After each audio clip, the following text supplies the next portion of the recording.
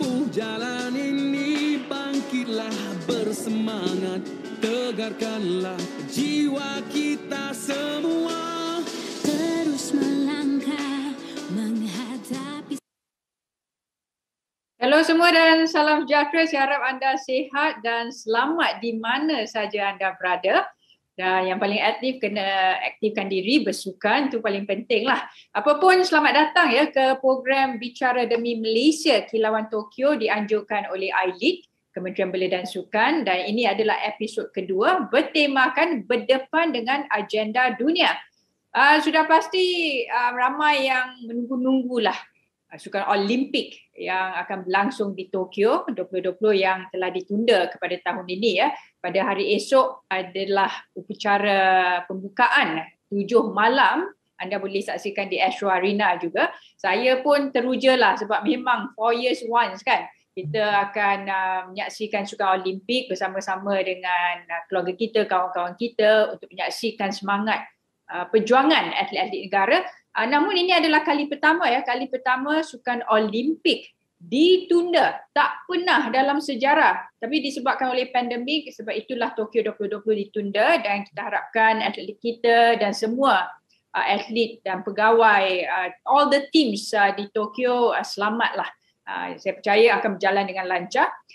Saya perkenalkan diri saya Sharon Wee, iaitu host dan pengulas untuk program ini, bekas pemain skuash negara dan pengulas dan host Sukan TV. Apa yang pasti, terima kasihlah kepada para penonton ya. Malam-malam ni pukul 9 malam bersama kami di Facebook iLead untuk menyaksikan program ini. Program oleh iLead ini diketuai oleh Ketua Pengarah Encik Haswandi Ahmad dan mempunyai 6 episod. Dan episod pertama telah pun berlangsung pada 16 Julai lalu. Pada kali ini sudah pasti kita ingin tahu dengan lebih dekat lah sebab kita nak support tim Malaysia kan, demi Malaysia. Jadi kita membawa guest-guest ataupun tetamu jemputan yang kata otai-otai belaka, tahu menahu tentang sukan. Bercakap tentang Sukan Olimpik ya, saya ingin berkongsi kepada anda. Sukan Olimpik kali ini di Tokyo 2020 terdapat 206 negara, seramai 11,238 atlet negara dan 33 jenis sukan dan 330 acara. Apa yang pasti untuk kontijen negara ya, kita menghantar 30 atlet Olimpik dalam 10 sukan dan untuk atlet Paralimpik 22 atlet Paralimpik dalam 9 sukan. Jadi kita harapkan mereka berjuanglah habis-habisan. Yang paling penting selamat di sana. Sebab SOP semua memang ketat lah kat Jepun. So memang tetamu kita yang kita akan jemput, saya akan perkenalkan, akan cerita dengan lebih dekat bagaimana tim Malaysia sebenarnya membantu atlet negara untuk buat yang terbaik di Tokyo. Jadi tanpa melengahkan masa, saya ingin perkenalkan tetamu jemputan kita, iaitu Encik Ahmad Faizal Mat Ramli, Ketua Pegawai Eksekutif Institut Sukan Negara. Terima kasih Encik Faizal kerana bersama kami. Sama-sama Sharon, apa khabar? Baik, hari ini dah lari tak? Selalu Encik Faizal pergi jogging, pergi running. Adalah sikit-sikit, cuma area rumah tak boleh lari, masih PKPD. Sekarang ambil dan kawasan rumah lah exercise. Bagus. That's why nampak fit. Encik Faizal ni of course seorang pemain bola sepak yang kompetitif, seorang pemimpin juga. Ramai yang nak tahu ya Encik Faizal, kita bercakap tentang persiapan para atlet di Tokyo 2020. Of course, sains sukan penting, perubatan sukan amat penting. Teknologi sukan juga penting. Jadi kita ingin mendengarlah peranan ISN dalam membantu persiapan atlet Tokyo 2020. Terima kasih Sharon. Saya percaya apabila mengatakan sebagai peranan ISN dalam membantu kontingen Malaysia dan atlet Malaysia di Tokyo ni, prosesnya bermula lebih awal lagi. Of course kalau kita tengok setiap Olympic cycle, kita ada program dan program itu dimulakan dan di situlah juga peranan ISN bermula ya. Apabila kita titik beratkan dan kita rangkakan juga program berkaitan perkhidmatan ISN itu sendiri dalam sains sukan, perubatan sukan dan teknologi sukan. Dan saya lebih gemar memandang tim ISN ni sebagai the team behind the team, yang saya panggil team. Kerana banyak pasukan dan mereka personal yang terlibat dalam pasukan ini ya, yang juga membantu satu lagi pasukan iaitu atlet negara. Ya. Dan dalam hal ini saya percaya kita mempunyai proses-proses sendiri yang kita lalui dan pastinya apa kita sebut pasal sains sukan, kita ada pelbagai aspek, biomekanik, fisiologi senam, aspek psikologi, pemakanan sukan sangat penting, analisis prestasi, soalan fizikal, termasuk juga rawatan perubatan dan pemulihan atlet. Kemudian pada masa ini juga kita dapat lari daripada berkatakan tentang teknologi dan inovasi dalam sukan. Bagaimana peralatan seseorang atlet itu juga diambil kira dalam mendapatkan marginal gains. Peralatan tak kira lah ada pakaian, peralatan mereka sendiri, bicycle dan pelbagai lagi lah perkara-perkara yang boleh membantu peserta atlet sendiri.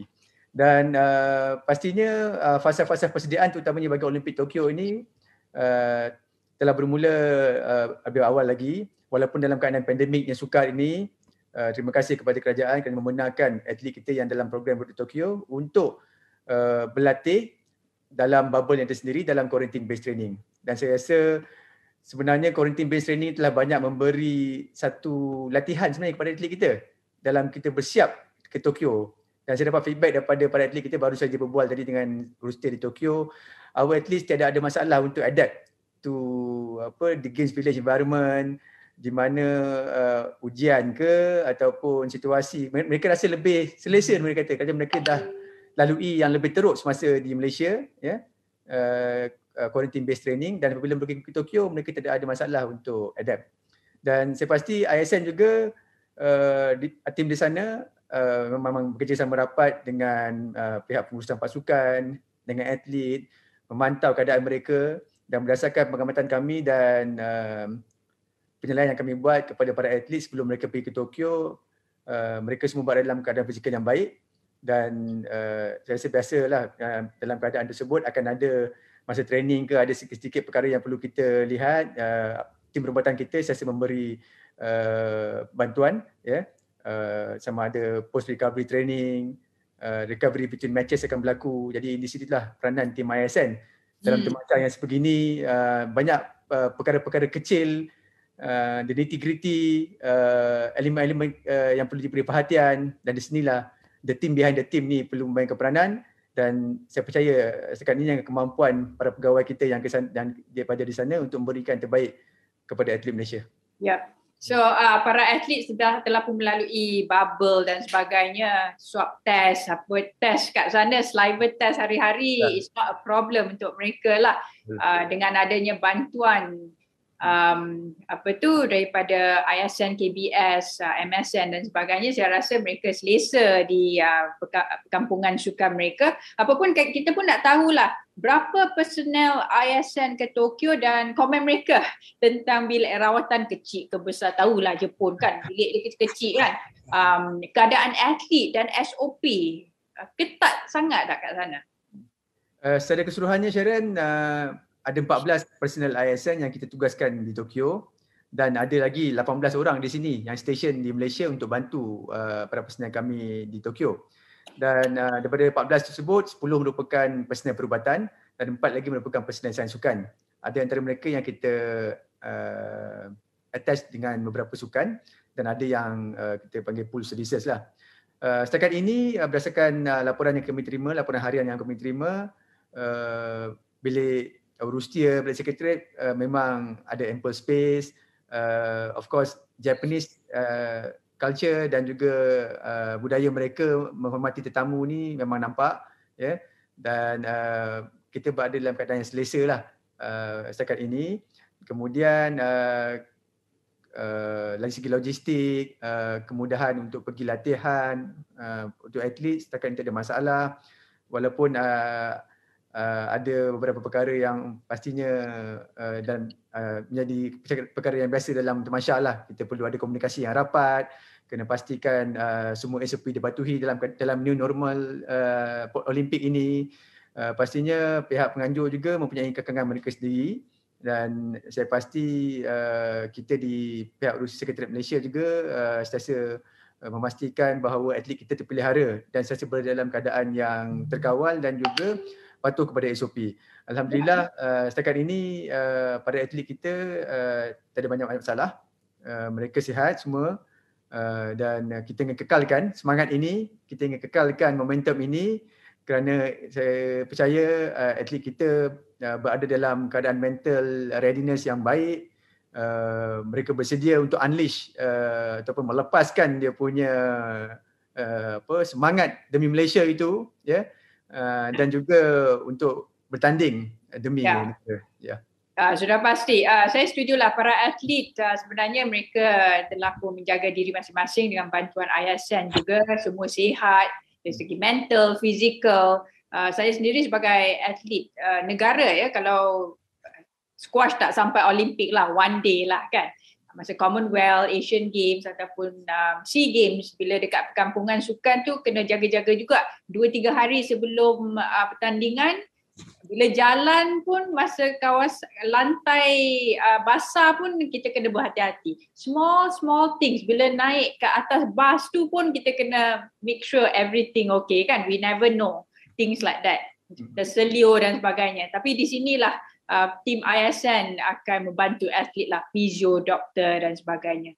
Jadi kepada para penonton bersama kami di program Bicara Demi Malaysia oleh iLead, anda boleh bertanya soalan kepada tetamu jemputan kita, Encik Faizal, tentang perubatan sukan, bagaimana nak prepare atlet, apa itu ice bath, massage dan sebagainya. Jadi anda boleh bertanyalah bermula dari sekarang kepada Encik Faizal. Anda boleh tulis soalan tu dekat komen, bahagian komen Facebook iLead, ya. So nanti saya akan bacakan lah.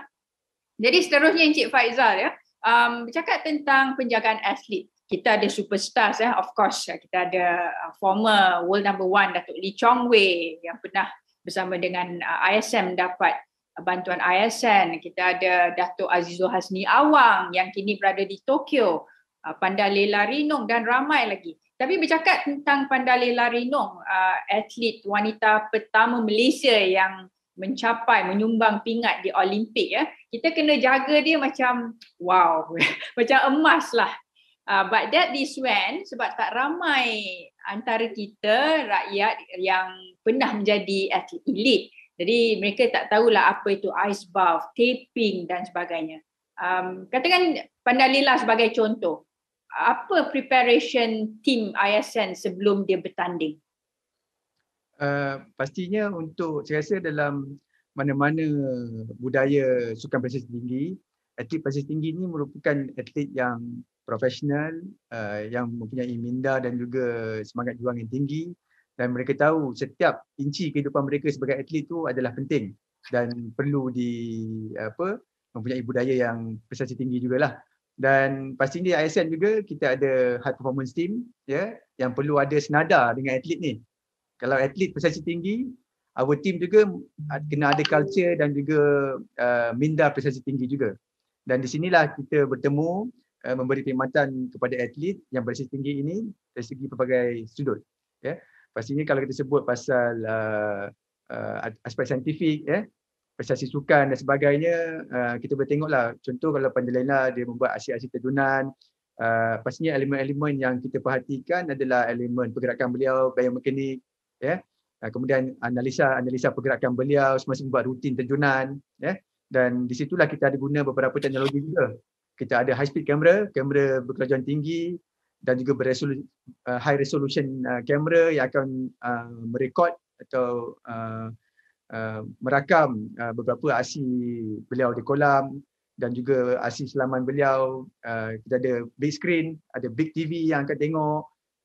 Kemudian kita akan playback the video, untuk bantu, semua ni untuk bantu jurulatih, bantu the atlet untuk tengok di mana elemen-elemen yang beliau buat okey, di mana elemen-elemen yang perlu ditambah baik, di mana kelemahan-kelemahan yang perlu kena pasti dan diperbaiki. Di situlah feedback diberi, malas diberi, dan mereka akan terus berlatih sama ada di kolam ataupun di dry gym untuk betulkan aspek-aspek rutin tersebut.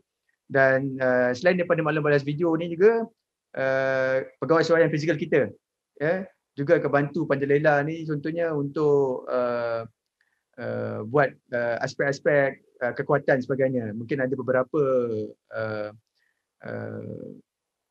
elemen-elemen fisiologi beliau yang memang baik, yang perlu kita tambahkan latihan, buatkan program latihan khas untuk beliau kuatkan beberapa bahagian lower body atau upper body beliau. Di situlah peranan personal ASN berlaku. Kemudian saya rasa beliau juga sentiasa diberi, kerana sukan terjun ini melibatkan rutin yang agak boleh katakan lasak, boleh terjun. Jadi elemen recovery ataupun pemulihan sangat penting.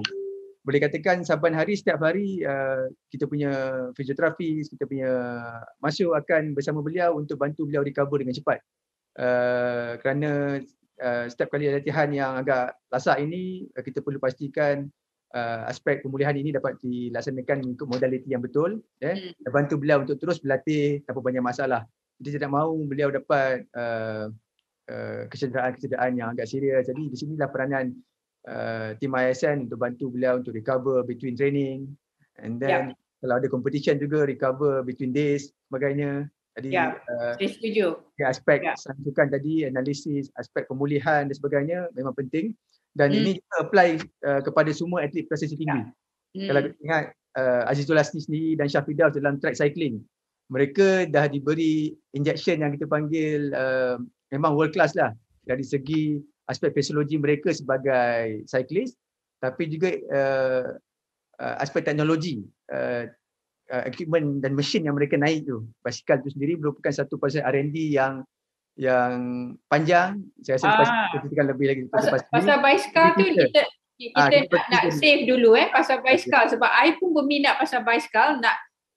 Basikal kita beli tu lain sikit lah. Ni saya dengar kata basikal ni daripada R&D ISN untuk Azizul dan Syafidaus memang top of the top lah, di mana Encik Faizal akan terangkan kami dengan lebih detail berbalik kepada Pandalela dan juga pasukan-pasukan elit negara. Mereka sebenarnya orang kata you train hard, you have to rest hard as well. Yes. Especially competitive professional athlete, elite athlete, mereka berlatih 6-7 jam sehari and intensif. Badan mereka, of course we are just human being, kita pun perlu berehat lah. Recovery tu amat penting. Bercakap tentang recovery dan sebagainya, ada soalan daripada para penonton, nanti saya akan bacakan. Tapi bercakap tentang Pandalela Pandalela telah pun menyumbangkan pingat lah dalam sukan Olimpik kepada negara. Atlet wanita Malaysia yang pertama menangi pingat di sukan Olimpik, dan di Tokyo 2020 Pandalela akan bertanding dalam 2 acara Women 10 meter platform synchronized dan Women 10 meter platform individual. Kita ucapkan all the very best lah kepada Pandalela dan juga atlet-atlet negara yang lain. Sebelum kita tujukan soalan penonton kepada Encik Faizal, iaitu CEO ISN, saya ingin bawakan kepada anda lah video ini, di mana video daripada Aileen tentang kepentingan kita menjaga kesihatan mental. Mental health is extremely important. Badan sihat-sihat tapi mental down pun tak bagus jugalah. Jadi bulan Julai ni daripada Aileen telah menganjurkan banyak program untuk awareness mental health. Kita saksikan.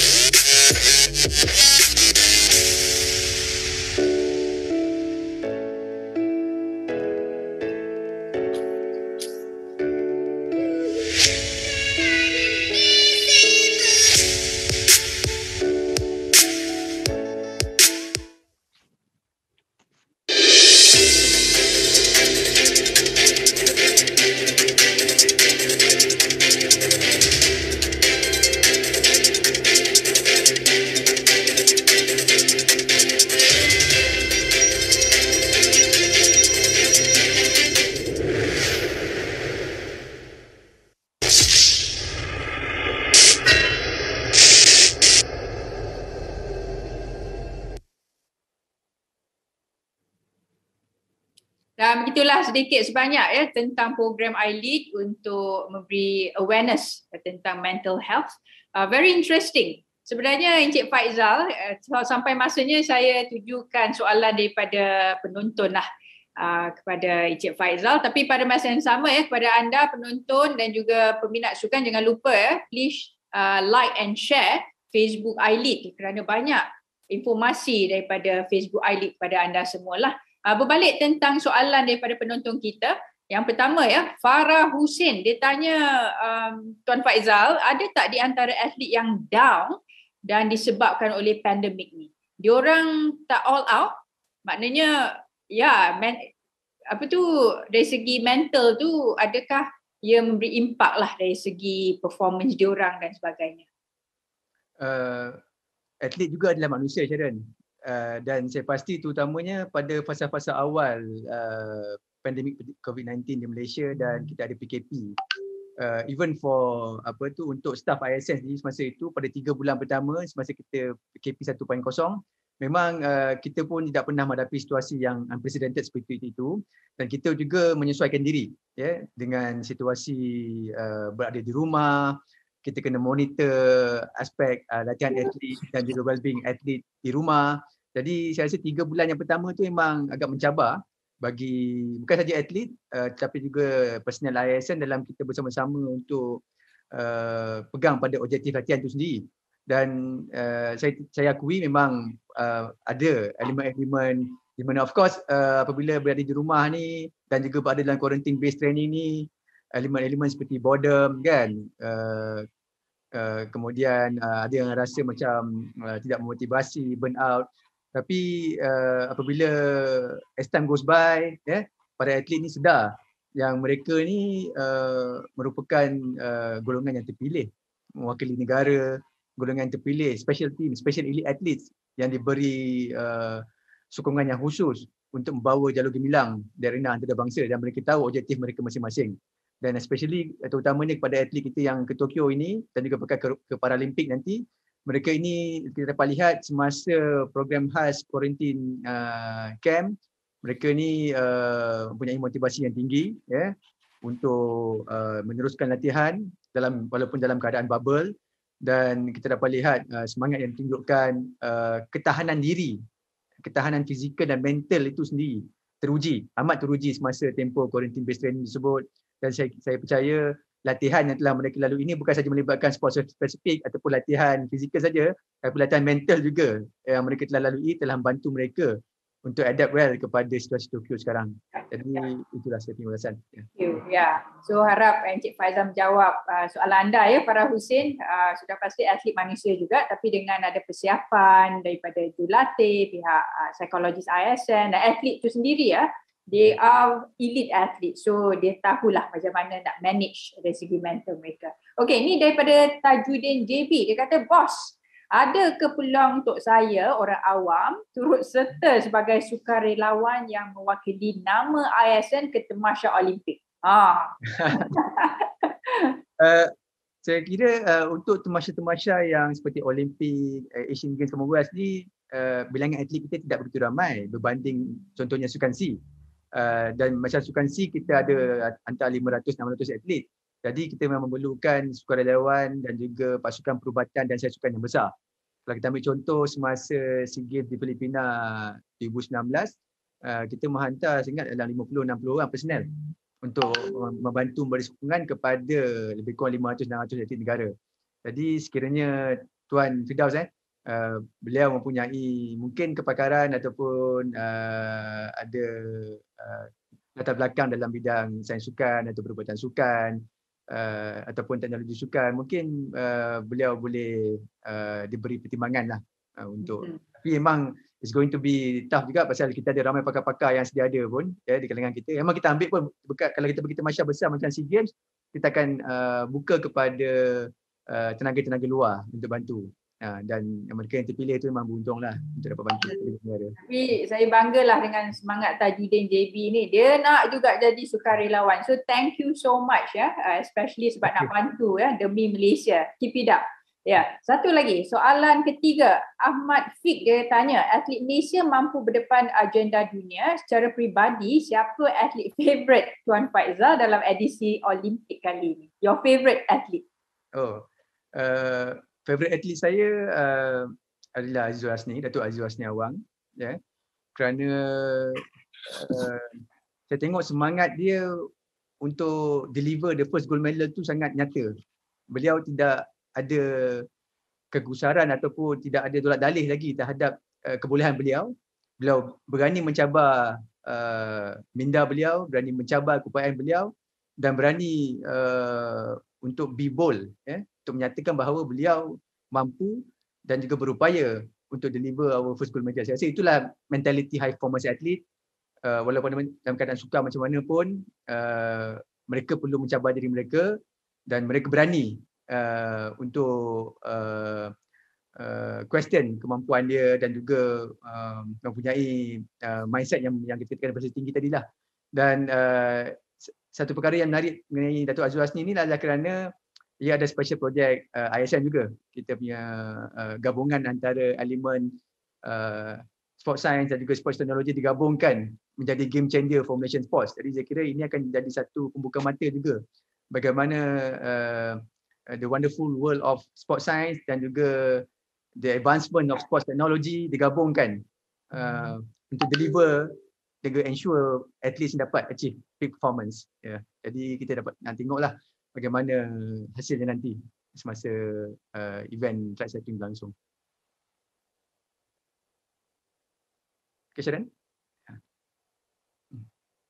Okey, dua lagi soalan lah daripada Muhammad Munzir Mansur. Dia bertanya, faktor utama kejayaan seorang atlet sebenarnya, apa X factor? Saya rasa the X factor itu adalah kepercayaan kepada kebolehan diri sendiri. Maknanya dalam mana-mana bidang lapangan, bukan saja sukan, keyakinan diri and also the right mental condition pula adalah penting untuk seorang berjaya. Sokongan boleh diberi, pastinya akan ada berbagai bentuk sokongan diberi, sama ada dari segi aspek kebajikan, aspek sokongan sains sukan, perubatan sukan. Tapi kalau the athlete themselves tidak berupaya ataupun tidak mahu pergi to that level, saya rasa itu adalah satu yang sukar untuk seorang capai satu tahap yang tinggi. Dan saya rasa percentage of kejayaan seorang atlet tu boleh katakan 70% adalah usaha dia lah. Memang dialah elemen utama tu untuk pergi kepada tahap tertinggi. Yang kita ni mampu beri sokongan terbaik untuk melonjakkan dia ke tahap tertinggi tu. Dan saya rasa mana-mana pun kita tanya pun mana-mana kan sama jawapan dia. Individu sendiri. Kan? Ya, setuju. Tepuk dada, tanya selera. Sudah pasti para atlet lah, tak kira lah atlet sekolah ke peringkat universiti ataupun negeri maupun peringkat antarabangsa, yang paling penting atlet tu sendirilah.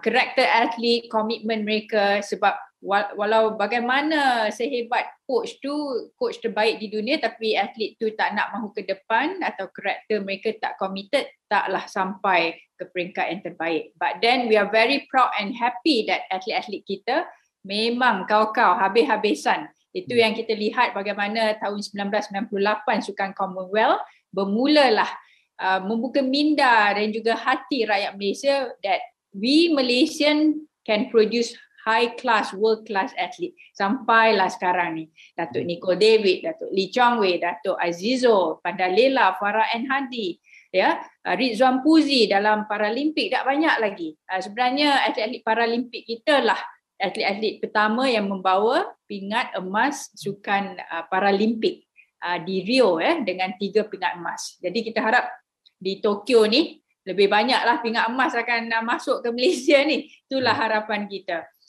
Soalan terakhir daripada penonton, daripada Kenshin Kama. Very interesting, panjang lebar tapi saya ambil yang penting.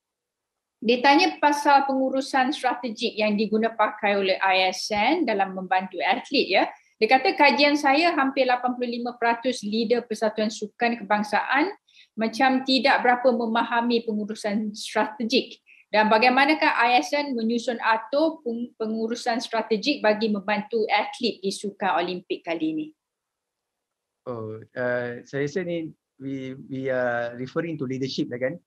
Pastinya mana-mana organisasi sukan itu mahukan kejayaan bagi organisasinya. Dan bagi saya sebagai CEO ISN, saya mahu kejayaan yang sustainable dan juga satu budaya high performance berlaku dalam organisasi itu. Kerana tanpa ada high performance mindset, saya katakan tadi, untuk deliver the best services to our elite athletes, kita juga perlu mempunyai high performance mindset. So di sinilah strategic thinking, strategic planning kita garapkan. ISN kita ada our own strategic plan, kita panggil V30 yang kita telah formulate 2 tahun yang lepas, menyasarkan beberapa teras utama, dan pastinya kalau kita hubung kaitkan dengan our services kepada athletes sangat relevan kerana kita nak pastikan bahawa our services kepada atlet sama ada sains sukan, perubatan sukan, research and development itu berlaku dalam keadaan yang terbaik. Kita kena ada of course resources dan human resource yang terbaik kerana mereka inilah adalah intipati kepada organisasi itu sendiri. Kalau kita tengok semasa program podium dimulakan pada tahun 2016, ISN pada masa itu merupakan custodian of the program. Kita ada banyak kehadiran expatriate seperti itu. Ada lebih kurang 50 lebih orang expatriate datang ke ISN untuk bekerja di bawah program podium. Di situ juga banyak berlaku pertukaran dari segi pengalaman, knowledge dan juga culture itu sendiri, budaya. Dan saya rasa dalam fasa tersebut banyak juga our local staff yang belajar mengenai bagaimana high performance environment ni berlaku, bagaimana kita boleh titik beratkan dan juga budayakan the culture dan juga mindset performance dalam ekosistem ini. Dan saya tertarik kepada atlet. Encik Faizal berkata tentang mindset. Of course I totally agree. Mindset itulah yang membawa community rakyat sesebuah negara maju ke hadapan.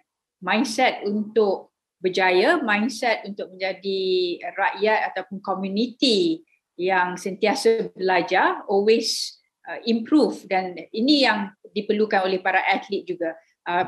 Rakan baik saya Datuk Nicole David, dia kata even dia world champion memang banyak kali lah world champion 8 kali, tapi always dia akan sentiasa cuba belajar untuk improve herself. Saya percaya itu yang akan dilakukan oleh Datuk Azizul juga, iaitu juara dunia kita, dan kita harapkan sebab 4 years ago dia bawa pulang pingat gangsa.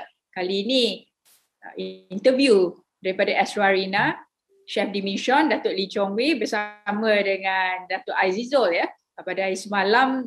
Saya tertariklah dengan apa yang dikatakan oleh Datuk Lee Chong Wei. Dia kata, saya percaya Datuk Azizul dah tahu apa yang beliau perlu lakukan, fokus and go for it. If I can't bring back the gold medal, saya percaya Datuk Azizul akan cuba yang terbaik untuk bawa balik pingat emas pertama untuk negara. Dan juga peluang itu terbuka kepada atlet-atlet kontijen negara yang berada di Tokyo pada kali ini.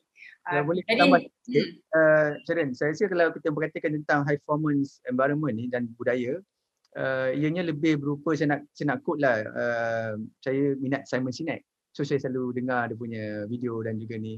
Kita berada dalam satu infinite environment lah. Infinite mindset ni maknanya kita punya proses, kita punya mindset ini bukanlah untuk short term. kita ada proses-proses yang kita perlu lalui, dan ada masanya dalam sports kadang-kadang kita punya opponent menang, kadang-kadang kita menang, tapi itu kan makna kita harus kalau opponent kita menang tidak bermakna kita tidak bagus, tapi kita juga ada momen kita nanti. Kalau kita percaya kepada proses, kita percaya kepada keupayaan kita, ada momen yang kita juga akan berjaya. Jadi saya rasa inilah yang high performance athletes lalui. Ada momen-momen mereka yang mereka berjaya, ada mereka berada di belakang dan sebagainya. Jadi infinite mindset ni saya rasa satu yang kita boleh inject kepada atlet kita dan juga pada pemimpin sukan kita. Ya, itu yang kita mahulah untuk komuniti sukan. Jadi terima kasih kepada para penonton yang bertanya soalan. Soalan memang best-best. Encik Faizal sampai menjawab panjang lebar tapi very orang kata impactful dan banyak yang boleh kita belajar lah daripada jawapan Encik Faizal sendiri. Namun memang ada dua lagi soalan yang saya rasa ramai yang ingin tahu tentang sains sukan, teknologi sukan, kenapa ia satu kemestian untuk menjadi world champion. Dan lagi satu tu memang ramai juga nak tahu secret lah, apakah projek basikal yang digunakan oleh Azizul Hasniawang dengan Syafi Daus. Yang selepas itu kita akan bertanya kepada Encik Faizal. Tapi sebelum tu kita ingin melihat video sokongan demi Malaysia untuk kontijen negara Tokyo 2020.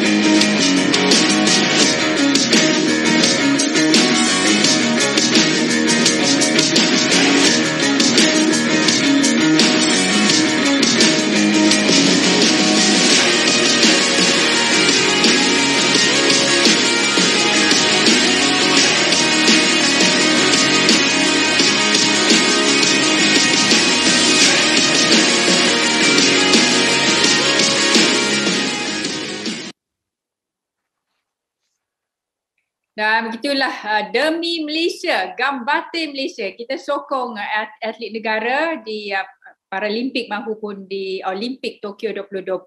Dan jangan lupa pada hari esok adalah upacara pembukaan secara rasmi Tokyo 2020 pada pukul 7 malam. Anda boleh saksikan secara langsung di Astro Arena juga.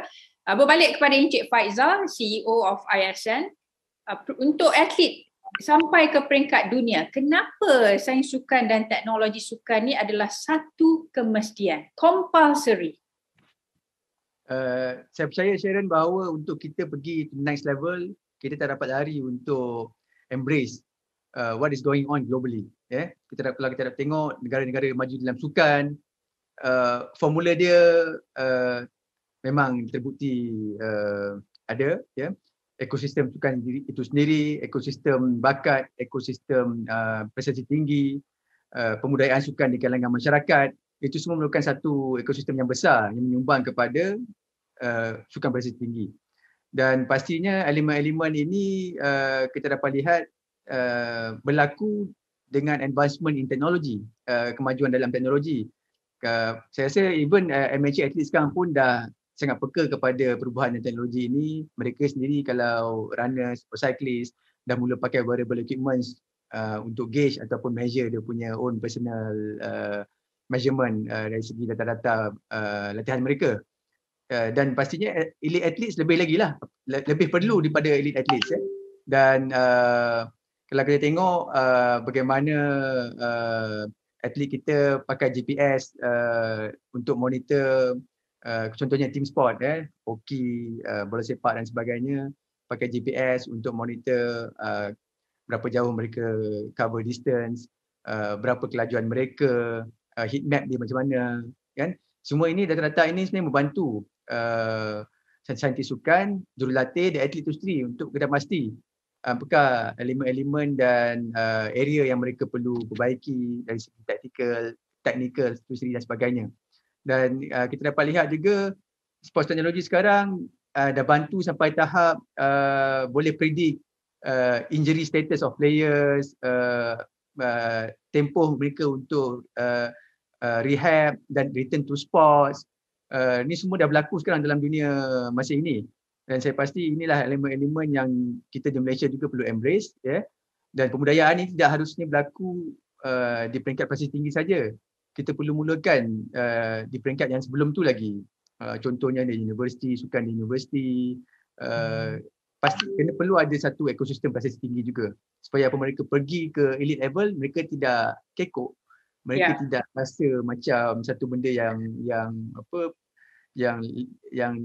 pelik lah, kan? Kerana mereka telah dibiasakan semasa dalam tempoh pembangunan bakat mereka lagi. Jadi saya rasa ini satu budaya yang kita perlu mulakan, dan kita sangat happy apabila kita tengok dari segi ekosistem pembangunan bakat itu sendiri, banyak pihak-pihak yang terlibat dan peka, sama ada ibu bapa, community, private clubs, dan juga mereka-mereka yang berkepentingan dah mula melihat pembangunan bakat ni, dan juga elemen-elemen tadi sebahagian daripada education, untuk sama ada pembudayaan sukan ataupun pembudayaan sukan prestasi tinggi itu sendiri.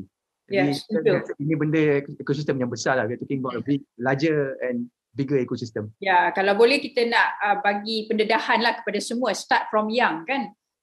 Yang baiknya dengan adanya ISN melalui social media dan sebagainya, saya memang tabik lah melalui AKK dan ISN sendiri. Memang ramai budak-budak sekolah, universiti, atlet-atlet SUKMA dah tahu what is sports analysis, video analysis, dari segi nutrition, mereka dah embrace dan gunakan. Sebab mereka tahu to be the best, they have to follow all the sains sukan dan teknologi sukan macam biomekanik. Of course that is another level, tapi at least dengan adanya awareness, mereka ambil tahulah pasal perkara-perkara yang boleh membuatkan level mereka ke tahap yang lebih baik. Dan sebenarnya itulah yang dilalui oleh Datuk Azizul Hasni Awang, termasuk Syafi Daus, ya. Saya ingat lagi Datuk Azizul, dia kata, I orang kampung je, tapi because of my passion, my commitment towards acara berbasikal, terutama sekali acara Kerin, dia menjadi world champion dan membawa pingat kepada negara. So kita juga ingin mendengarlah daripada Encik Faizal, dengan kata ISN bangunkan bicycle track berteknologi tinggi pertama negara, WXR Vortex, yang akan digunakan Datuk Azizul Syafi Daus di Tokyo 2020. Nak tahulah kenapa ni adalah projek paling besar dari segi equipment untuk atlet, terutama atlet berbasikal. Kalau kita amati sebelum ini, Sharon, tidak pernah ada such a big investment dalam sports teknologi dan juga sports science sebelum ini. Dan apabila kita memulakan program podium pada 2016, saya rasa adalah satu juga anjakan paradigma dan juga culture shift terhadap bagaimana kita menguruskan aspek sukan prestasi tinggi negara. Dan pastinya projek bicycle track ini adalah salah satu daripada the shift of mindset yang berlaku di kalangan sport scientist kita, di mana kita bekerjasama dengan sebuah syarikat daripada UK yang telah proven memberikan dan deliver banyak gold medal kepada UK Cycling untuk 3 Olympic Cycle 2008, 2012 dan 2016. Dan sejak 2018 kita telah memulakan projek ini, yang kita sasarkan untuk hasilkan basikal edisi khas Olimpik Tokyo yang diperakui oleh UCI. Dan pastinya basikal ini mengambil masa lebih kurang 3 tahun untuk dibangunkan. Countless hours of R&D di Silverstone di UK, menggunakan teknologi canggih yang ada elemen inovasi yang tinggi, seperti carbon fiber, material dia, frame dia, handlebar dia, wheel semua dibentuk berdasarkan yang penting adalah keperluan fisiologi atlet itu sendiri. Semua peralatan ini dibangunkan centered around the athletes. So dia custom made lah. Custom made for the athlete. Betul. Dan pada masa yang sama kita dapat lihat atlet juga ada peranan mereka, aspek fisiologi mereka perlu disesuaikan dengan teknologi itu sendiri. Mana mereka juga terlibat terus dengan prototipe yang dibina. Kita buat prototipe dulu pada fasa awal dan prototipe itu diuji oleh atlet sendiri di dalam wind tunnel, ya, beribu-ribu jam digunakan untuk test, improve, test and improve. Kita dapatkan apa yang kita panggil marginal gain. Ya, marginal gain ni saya percaya ramai dah aware, di mana walaupun sedikit peratusan yang kita perbaiki di elemen-elemen mana ada pun di equipment tu, sama ada di handlebar ataupun di tayar ataupun di frame ataupun di tayar dan juga material itu sendiri, semua itu mampu memberikan satu marginal gain yang accumulated kita panggil. So 1% kat sana, 1% kat sini, 2% kat sana, 3% kat sini. So gabungan itu akan bentuk marginal gains yang kemudian ia akan memberi the whole marginal gains kepada performance atlet tersebut. So itu yang kita lakukan. So kita fokus adalah to create aerodynamic machine untuk atlet, dan atlet itu sendiri juga perlu perbaiki banyak benda, posture mereka, dengan bantuan body suit dan skin suit mereka juga boleh berpegang kepada that position untuk satu tempoh masa yang tertentu, ya. Dan juga kemudian kita dapat reduce the dragging tu. So aerodynamic plus reduce dragging. So kita percaya ia akan menghasilkan satu performance yang terbukti benar setelah kita lancarkan basikal itu pada Januari 2020. Dan basikal itu telah digunakan semasa kejuaraan dunia track cycling di Berlin. Azizul pada masa itu tersebut telah berjaya mendapat 2 peringkat gangsa untuk acara kirin dan sprint dan pecut. Dan saya pasti Azizul Hasni sendiri dalam sosial media beliau semalam telah bagi sneak preview kepada basikal tersebut, ya. Kalau kita dapat lihat Unleash WSR Vortex, dan juga boleh nyatakan bahawa versi terakhir ini juga adalah versi yang lebih mantap, ya. Pastinya ada sedikit-sedikit yang kita simpan, kan, sikit-sikit simpan untuk the secret lah.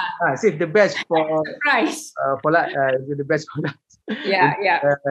Untuk waktu yang kita perlukanlah waktu acara itu sendiri nanti. Ya, Dato' Aziz tu sememangnya nampak confident, nampak orang kata relax, because that's what we want lah. Nervous memang nervous sebab athlete care about the performance, kan. Bagaimana untuk control that nervousness, masuk padang ataupun masuk velodrome, go for it. So Dato' Azizul, the pocket rocket man, ada basikal ni dengan suit ni memang berdesuk lah, kan, Encik Faizal. Saya percaya ini merupakan game changer for Malaysian sports juga. Ya. Kerana seperti yang saya katakan tadi, for us to move to the next level, kita memerlukan game changer seperti ini.